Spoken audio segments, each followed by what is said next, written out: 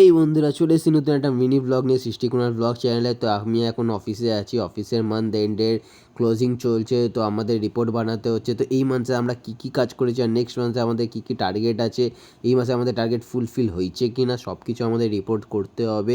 তারপরে আমাদের আজকে একটা মিটিং ছিল, কী মিটিং ছিল সবটাই তোমাদের সাথে শেয়ার করব।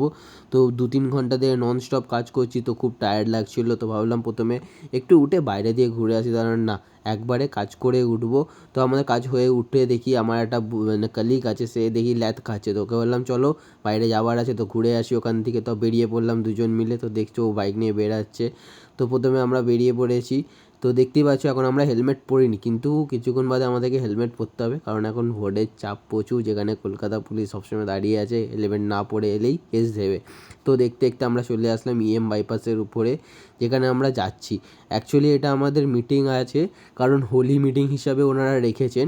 তো তাই জন্য আমাদের অফিস থেকে আমরা 3জন যাচ্ছি, তো আরেকটা দাদা অন্য দিক থেকে আসবে। তো দেখতে পাচ্ছ হোলি অ্যারেঞ্জমেন্ট আছে, তো এখানে এসে এই খাবার দাবার খেলাম টুকটাক, তো পুরোটা নিতে পারলাম না। তো তারপরে আমাদের যে কলিগ আছে তাকে গিফট দিল, আমাকেও দিল।